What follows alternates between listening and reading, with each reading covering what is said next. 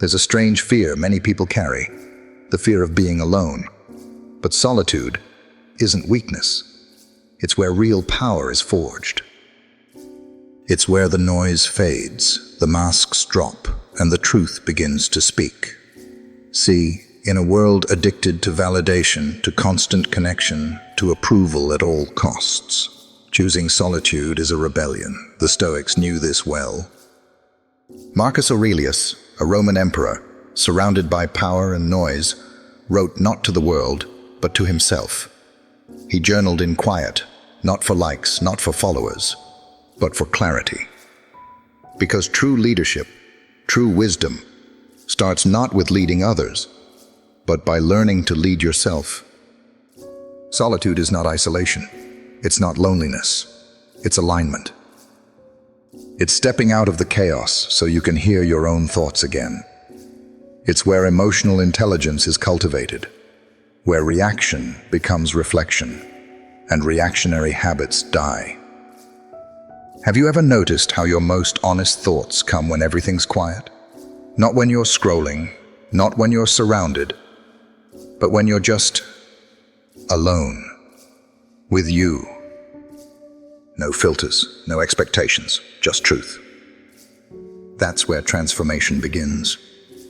The Stoic doesn't run from being alone. He chooses it. Because only when you stop chasing noise can you start building signal. Only in solitude do you see which battles are truly yours to fight, and which ones were just distractions handed to you by a world that doesn't know your soul. So if you're in a season where you're walking alone, don't see it as punishment. See it as preparation. You're not being left behind. You're being set apart. Because strength isn't forged in crowds, it's built in silence. Stay with me, because in the chapters ahead we're going to unlock how solitude isn't a void to fear, it's a power to master. Part 1. Solitude builds alignment, not isolation. We've been trained, almost from birth, to fear being alone. Alone at lunch? People think you're a loner. Alone at home on a Friday night. Something must be wrong. We associate solitude with weakness, with lack. But what if that conditioning is the real lie? Because solitude isn't isolation. It's alignment. Alignment with your values, your purpose, your truth. You see, most people don't actually fear being alone. They fear what they'll hear in the silence. They fear having to face themselves without the buffer of distraction, without the applause of others. The Stoics, though, didn't run from solitude. They welcomed it. Marcus Aurelius once wrote, "Waste no more time arguing what a good man should be. Be one." He didn't say, convince them you're good. He didn't say, be seen doing good. He said, be one. That's alignment. And it happens when you stop performing for the crowd and start living for your own code. In solitude, you learn to stop outsourcing your self-worth. You stop needing 10 people to agree with your path just to feel okay walking it. You stop being driven by opinions and start being guided by principle. Think about it. How many decisions in your life were made just to be accepted, to avoid judgment, to fit in, even if it meant abandoning your own intuition? When you're constantly surrounded, constantly reacting, constantly tuned into everyone else's voices, you lose touch with your own. But solitude, that's where the realignment begins. It's not easy.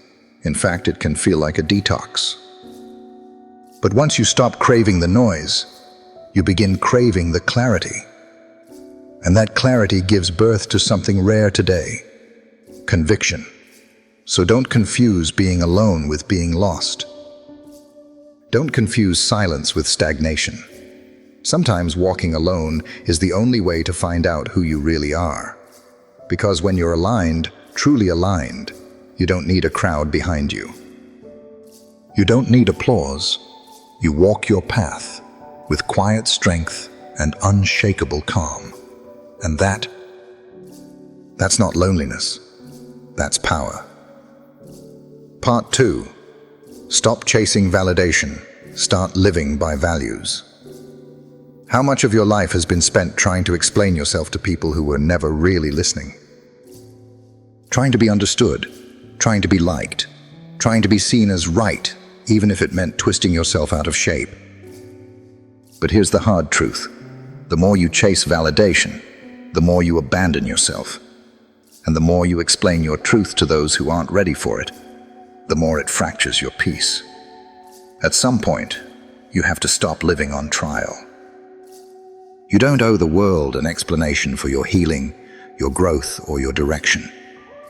You don't need their approval to choose peace over drama, purpose over popularity, or boundaries over burnout. The Stoics taught this powerfully. They believed that clarity, inner clarity, is the only real compass. Not applause, not agreement. Not the illusion of being understood, because when you live by your values, not everyone will understand, and that's okay. Emotional intelligence is the art of holding your ground while letting people misinterpret you. Of letting the world speak, while you stay rooted in silence and truth. You see, trying to constantly manage how others see you, that's emotional debt. It's exhausting and it's endless. But living by your own code, quietly, firmly, even when it's unpopular, that's freedom. That's where peace begins. You don't need to correct every false perception. You don't need to convince every skeptic. You don't need to be the hero in anyone else's story. You just need to be consistent in your own. Ask yourself, are your actions aligned with your values or with someone else's expectations? Are you showing up for your life or performing for theirs? This shift, away from needing validation and towards standing in your truth, isn't loud. It's not dramatic. But it's one of the most radical things you can do. Because once you stop chasing validation, you stop being controlled by it. And when you stop being controlled, you start becoming who you were meant to be. So let them misunderstand. Let them doubt. Let them talk. You've got better things to do, like building a life of clarity, purpose, and peace. A life that doesn't beg to be understood. It simply speaks for itself through action. And that's the quiet strength of Stoicism. Part 3.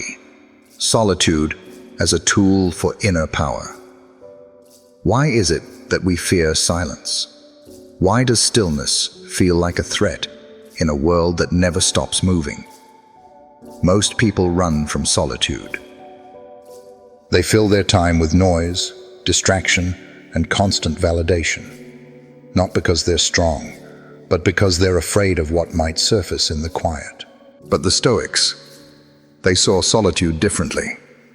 They didn't run from it. They walked toward it, deliberately. Because they understood, silence isn't emptiness, it's clarity. Stillness isn't weakness. It's preparation. And being alone, that's not loneliness. That's self-leadership. Marcus Aurelius, the Roman emperor who ruled over millions, returned to his journal, not to impress anyone, but to understand himself. He wrote to stay grounded, to observe his impulses, to remind himself of what mattered, especially when the world around him demanded reaction. His solitude wasn't accidental. It was strategic. In those quiet moments, he sharpened his judgment.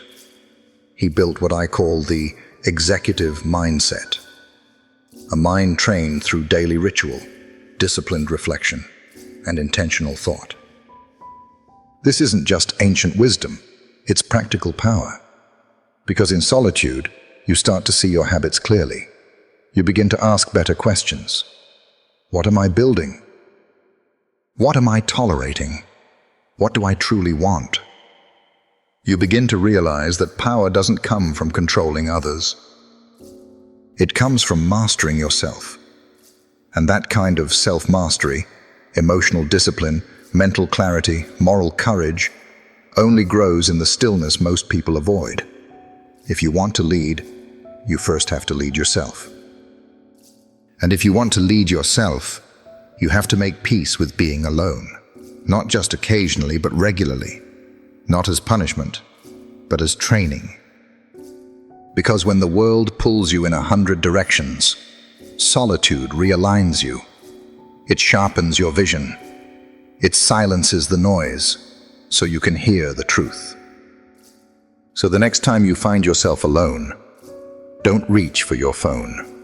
Reach for your journal, or your breath, or a question that actually matters.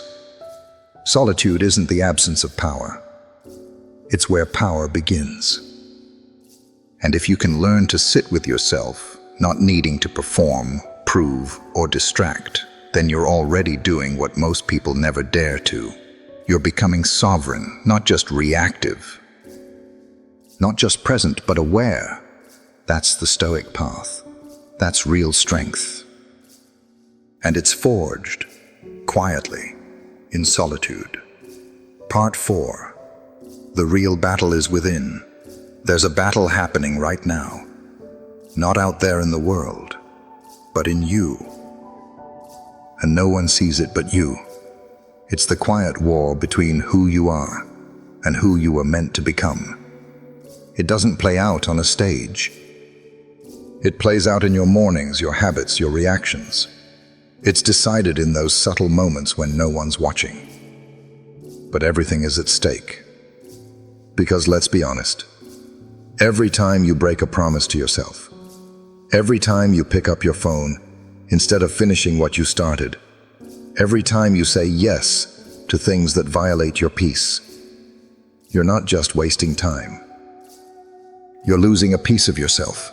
You're handing over your sovereignty, your power, to distraction, to ego, to emotion. And this is where the real fight happens. You see, most people think the enemy is out there. The critics, the ex, the unfair world. But Marcus Aurelius said it best. You have power over your mind, not outside events. Realize this, and you will find strength. That's why the Stoics didn't waste their energy chasing status, revenge, or validation. They focused on the one thing they could truly control, themselves. And that's your battleground too.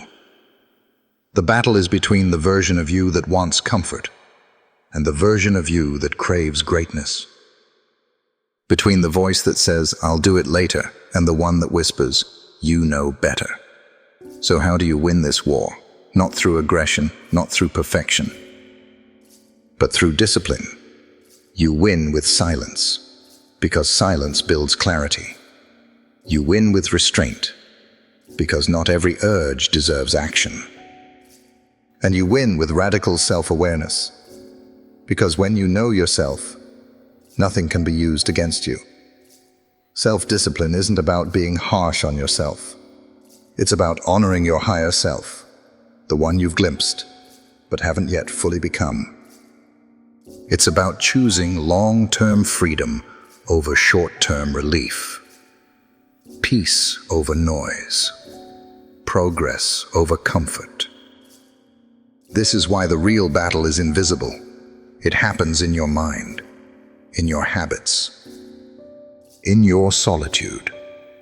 But make no mistake, winning that internal war changes everything. Because once you master yourself, no one else can control you.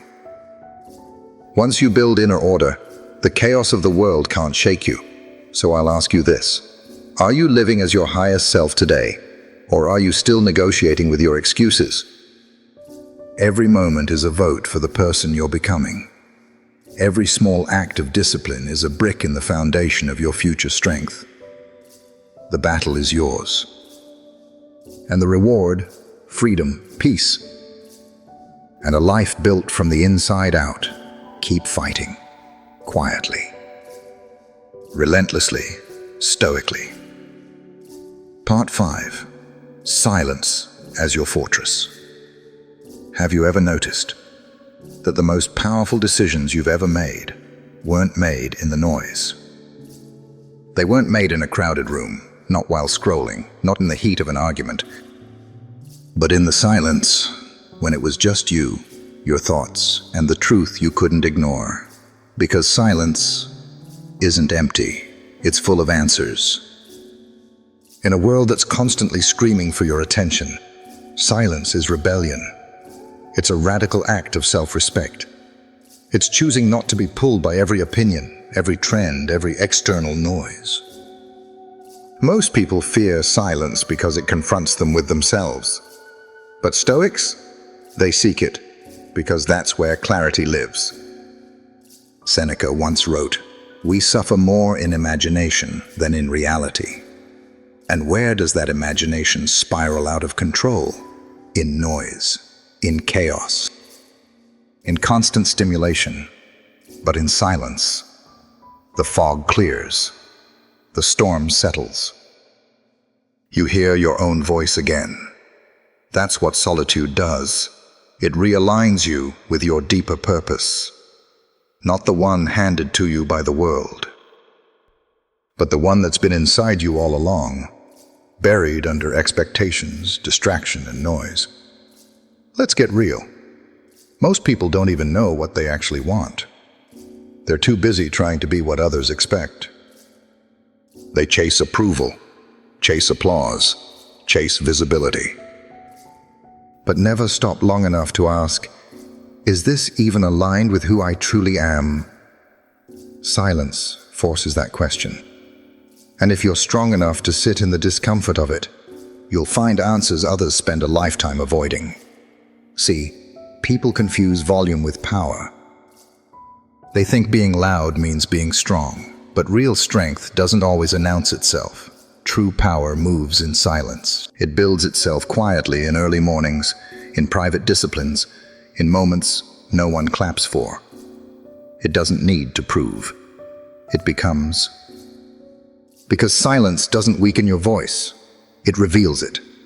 If you've ever felt misunderstood, judged, or underestimated, maybe the answer isn't to speak louder. Maybe it's to go quieter, to protect your peace like a fortress, to pull inward, not out of weakness, but out of wisdom. Solitude is where you gather your energy, reclaim your values, and sharpen your focus. It's not loneliness, it's leadership. Leadership of the self. Let's think about Marcus Aurelius, an emperor leading Rome. Yet he wrote his meditations in private, never intended for an audience. He didn't journal to impress anyone. He wrote to understand himself, to lead from within before leading anyone else. That's the Stoic way. We don't chase noise, we create depth. We don't react to every opinion. We respond with purpose. We don't fill silence with distractions. We use it to build discernment. So I'll ask you this. When was the last time you unplugged? Not because you were overwhelmed, but because you were intentional. When was the last time you sat with your own thoughts, long enough to hear the wisdom hiding behind your impulses? Because here's the truth. Silence is not the absence of sound. It's the presence of self. And when the world gets loud, chaotic, demanding, relentless, you don't need to match that energy. You need to rise above it by stepping back, by centering yourself, by remembering you're not here to outshout the world, you're here to outgrow its noise. So build your fortress.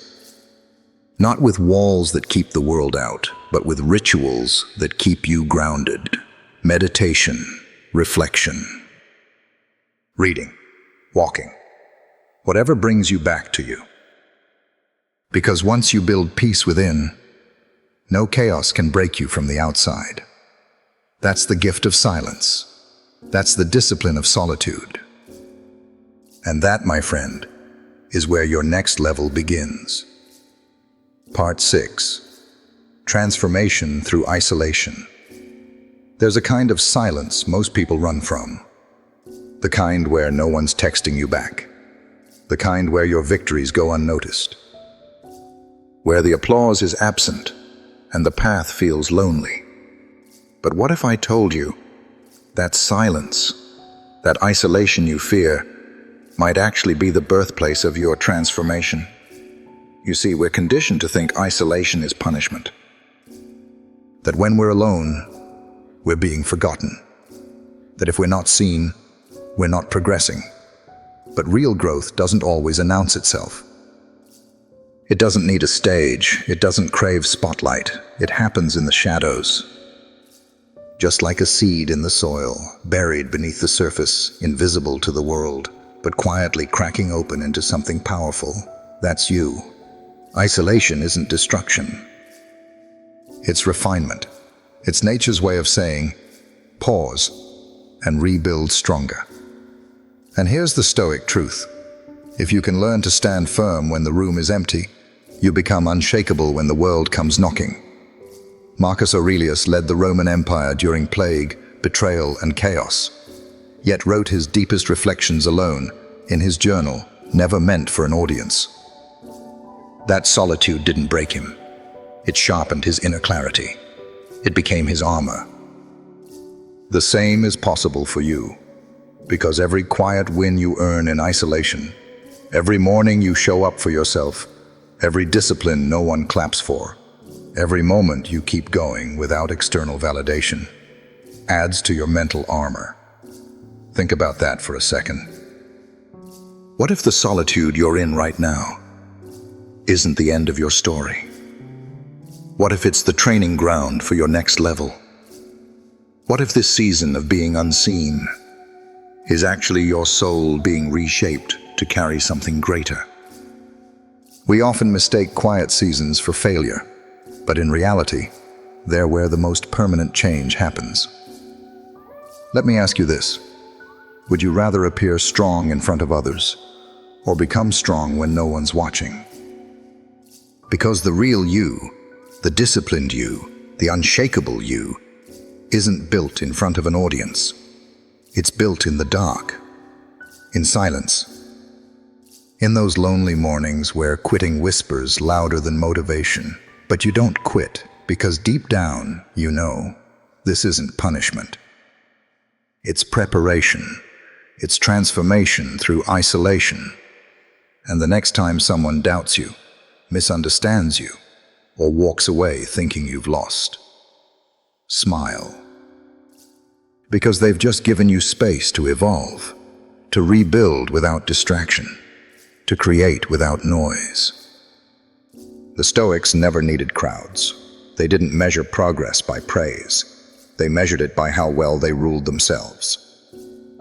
So if today you find yourself walking alone, let that be your edge, your forge, your moment in the cave, preparing for the light. Because when you come out of this, you won't need to explain your growth. Your presence will say it all. Part 7. Boundaries are built in silence. Sometimes the most powerful conversations are the ones we stop having. You don't need to shout. You don't need to explain yourself 100 times. You don't even need to fight back. Because real boundaries aren't drawn with drama. They're forged in silence. You see, most people think boundaries are walls meant to push others out. But that's not what they are. Stoic boundaries are not about exclusion. They are about protection. Protection of your time, your energy, your essence. And silence is where those boundaries begin. Because in the quiet, you begin to notice. You start to hear your own voice again. You start to see the patterns. The energy vampires. The people who only come around when they need something. The habits that drain your peace bit by bit while pretending to be normal. And then, a deeper question begins to rise. What am I tolerating that's costing me alignment with who I really am? That question, it can change your life. Too often, we keep people around not because they add value, but because we're afraid of the silence they leave behind. But the silence isn't empty. It's clarifying. It shows you where your energy leaks, where your boundaries are too soft, where your people-pleasing is secretly self-betrayal. And it's in that silence that you begin to remember something powerful. You don't need to convince people to treat you well. You just need to stop tolerating what exhausts your soul. The Stoics didn't beg for validation. They built inner fortresses through discipline and detachment. Not coldness, clarity. Because when you're clear on what matters, you stop negotiating with chaos. Let me give you something practical. Next time you feel overwhelmed, instead of blaming others, pause and ask, what boundary did I fail to uphold? Chances are, the fatigue you're feeling isn't from doing too much. It's from allowing too much that goes against your truth. So, take a walk, sit in silence, and make a list, not of goals, but of tolerations. Things, people, routines, that no longer serve who you're becoming. Then, gently but firmly, remove them. Not with hate, not with a speech, but with action. Remember, silence isn't the absence of communication. It's the most honest form of it. Because once you stop explaining yourself to those committed to misunderstanding you, you start protecting your energy for those worthy of understanding. And that's where true peace begins. So if it feels quiet around you right now, good. That's silence. It's you reclaiming your power. It's you building invisible walls that say, this is sacred ground. Not everyone gets access. Boundaries aren't just about saying no to others. They're about saying yes to yourself. And the stronger they become, the less explaining you'll ever need to do again. Part 8. Detachment is emotional discipline. Let's make something clear. Detachment doesn't mean you stop caring. It means you finally stop clinging. In a world where emotional reactivity is confused with passion and obsession is mistaken for love, detachment gets misunderstood. People hear the word and assume it means coldness, aloofness, shutting yourself off. But true detachment, Stoic detachment, isn't about isolation. It's about sovereignty. It's about loving someone deeply, without losing yourself in the process. You can care without control. You can love without needing. You can support without saving. Because detachment is the space where your soul can breathe, where you're no longer a prisoner to every emotional wave that crashes through your life. Epictetus said it best. No man is free who is not master of himself. Let that sink in, because we don't lose peace because of people. We lose peace because of our attachment to how people act, respond, or fail to meet our expectations. Have you ever felt consumed by someone else's mood? Or maybe you replayed a text over and over, wondering what it really meant. That's not love. That's entanglement. Detachment says, I honor what I feel, but I don't drown in it. I remain rooted in who I am. When you operate from detachment, you gain clarity. You stop being reactive. You become a witness instead of a victim. Suddenly, you're not obsessing over who didn't reply. You're not spiraling because someone doesn't approve. You're not constantly chasing closure from those who refuse to give it, because you've already given it to yourself. And when you detach, your focus sharpens. You begin to prioritize what actually matters, not drama, not gossip, not emotional chaos, but growth, stillness, purpose. You reclaim your energy from every situation that once drained you. And in that space, you become dangerous, not because you're cruel, but because you're calm. The world is full of people reacting. Rage, defensiveness, over-explanation. But when you detach, you become the person in the room who sees things clearly, who moves with intention, not impulse. And that kind of energy, it's magnetic. People don't always understand it. They'll say you've changed, They'll say you're distant. But what they're really noticing is that you've stopped overgiving.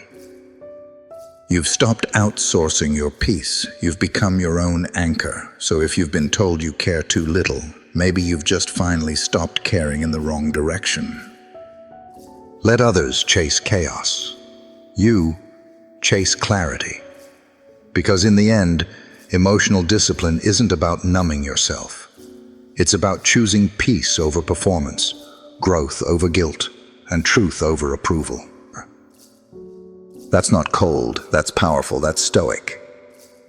Part 9. The Inner Citadel, Your Mental Fortress. Let me ask you something. What do you do when the world tries to shake you? When people question your worth, life throws you curveballs, and uncertainty clouds your mind? Most people scramble, react, collapse, but not the Stoic. The Stoic retreats inward, to what Marcus Aurelius called the inner citadel. This isn't just a poetic phrase. It's a philosophy, a practice, a fortress within your own mind.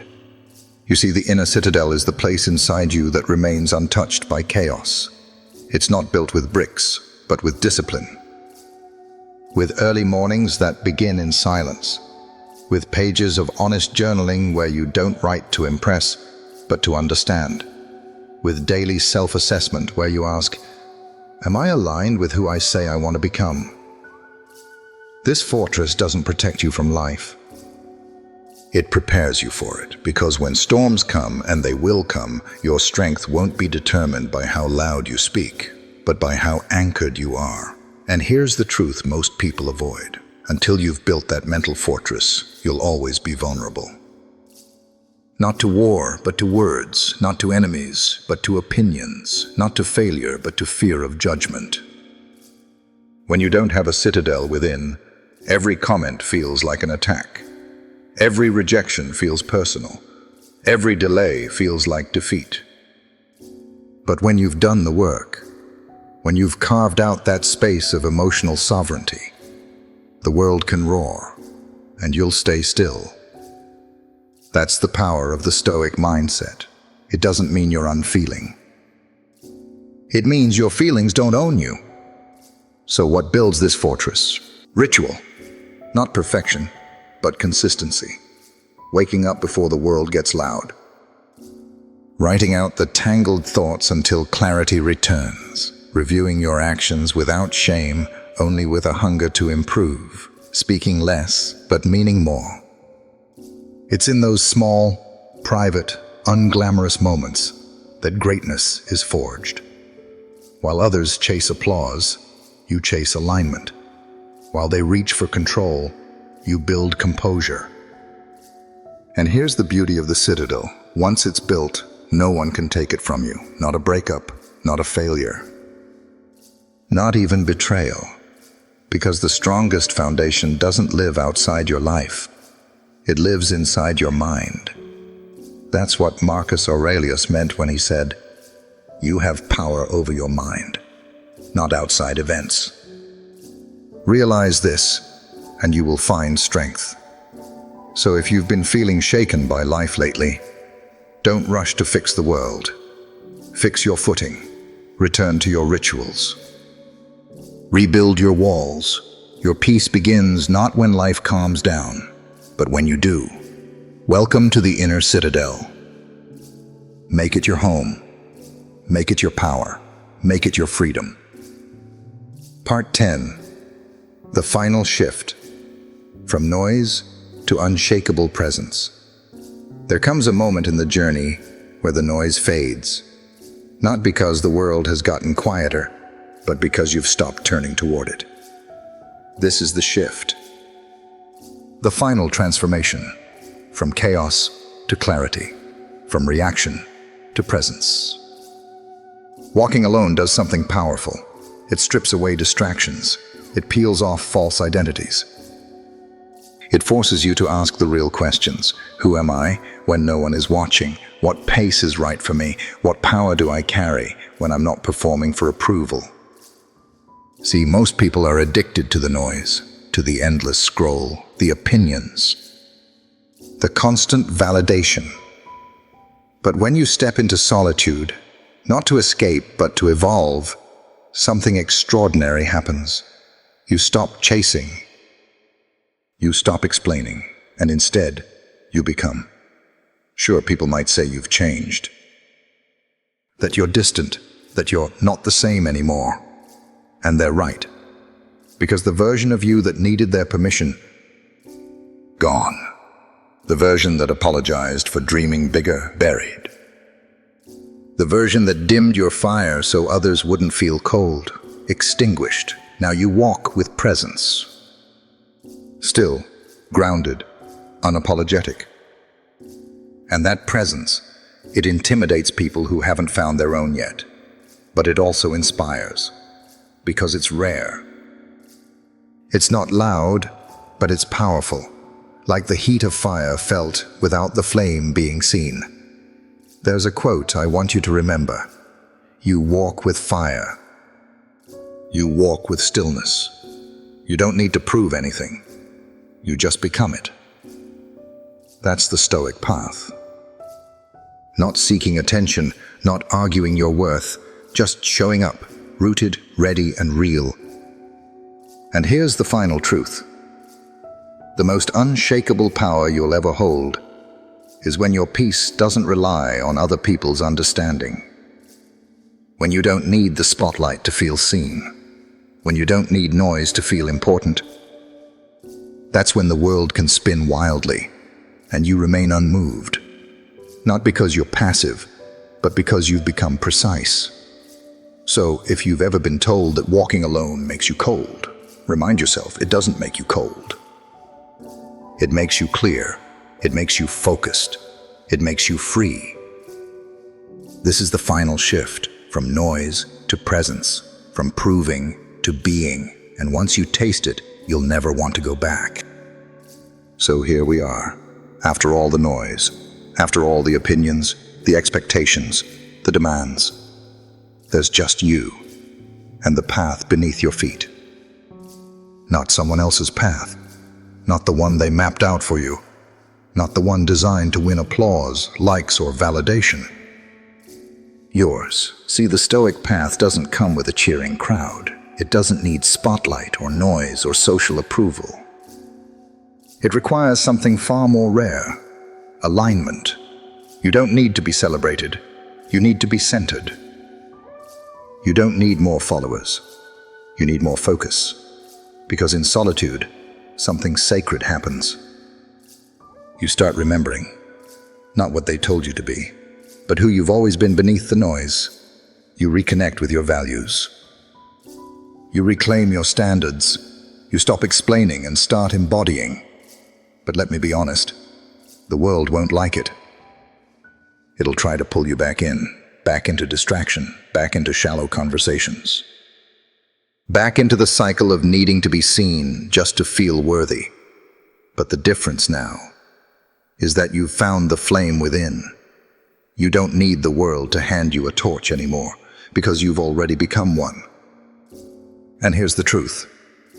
When you walk in alignment, you will feel misunderstood. You will feel alone at times. But you will also feel something even more powerful: peace, purpose, and presence. So walk. Even when it's quiet, especially when it's quiet, because the silence means you're finally listening to yourself. Here's my final message to you. You are the path. Walk in silence, move with intention, and let your life thunder in a world addicted to echoes. If this message spoke to something deep inside you, if you're ready to walk your own path with clarity, with courage, and without apology, then don't walk it alone. Subscribe to the channel for more Stoic truths, mindset shifts, and reminders of your own strength. Turn on notifications so you never miss the quiet wisdom that can change everything. And before you go, drop a comment below. What's one noise you're letting go of to hear your own voice more clearly? Let this be more than just a video. Let it be a moment of alignment, because sometimes one sentence, one pause, can lead you back to yourself. I'll see you in the next one. Stay grounded, stay powerful, and walk in silence.